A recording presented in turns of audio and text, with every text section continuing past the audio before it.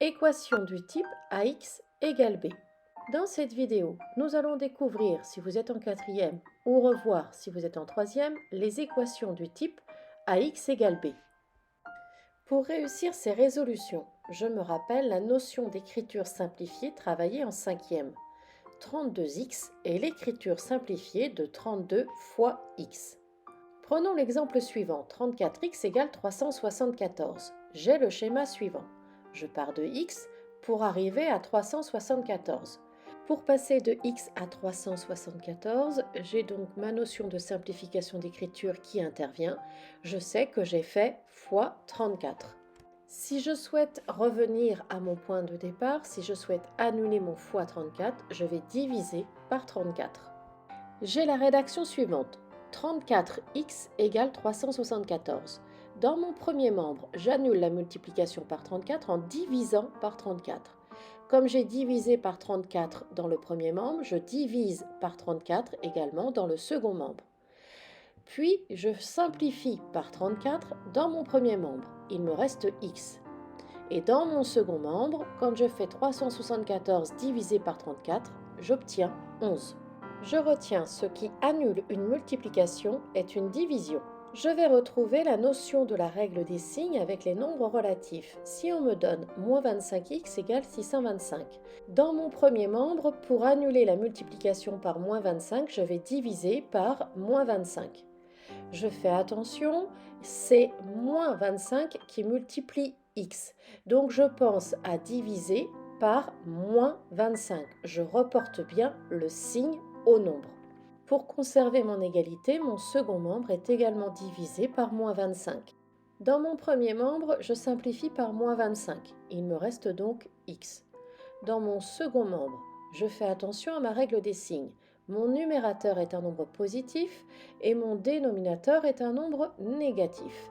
Donc mon résultat sera négatif. Puis quand je calcule 625 divisé par 25, j'obtiens 25. Attention, si la division ne me donne pas un résultat exact, je donne mon résultat sous forme de fraction. Je ne donne pas de valeur rapprochée, sauf si l'exercice me le demande. Prenons l'exemple moins 13x égale moins 345. Dans mon premier membre, mon x est multiplié par moins 13, donc je divise par moins 13 pour annuler cette multiplication. Comme j'ai divisé par moins 13 dans le premier membre, je divise par moins 13 dans le second membre. Puis dans mon premier membre, je simplifie par moins 13. Il me reste x. Et dans mon second membre, j'ai un nombre négatif divisé par un nombre négatif, ce qui me donne un nombre positif au résultat de par la règle des signes. Et je suis obligée de garder la fraction au résultat, 345 sur 13, puisqu'il n'y a pas d'écriture décimale possible pour cette fraction. De manière générale, soit j'écris un nombre entier, soit je conserve ma fraction que je pense à simplifier. Voici quelques exemples de résultats pour illustrer cette convention mathématique. Si je trouve x égale 25 cinquièmes, j'écris x égale 5.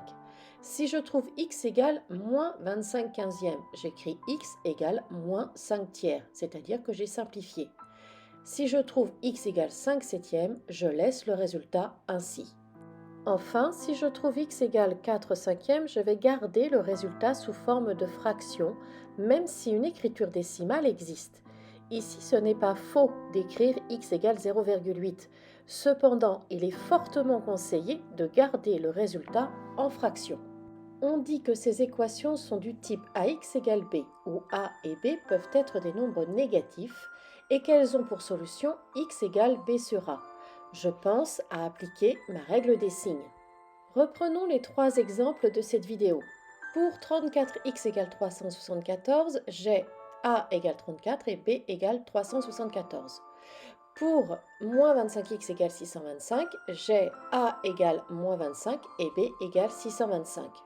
Pour moins 13x égale moins 345, j'ai a égale moins 13 et b égale moins 345. Si ce qui annule une multiplication est une division, alors ce qui annule une division sera une multiplication. Si on me donne x sur 34 égale 75, dans mon premier membre, Pour annuler ma division par 34, je vais multiplier par 34. Et comme j'ai multiplié par 34 dans le premier membre, je multiplie par 34 dans le second membre. Puis dans le premier membre, je simplifie par 34, il me reste x. Maintenant, j'effectue le calcul 75 fois 34, ce qui me donne 2550.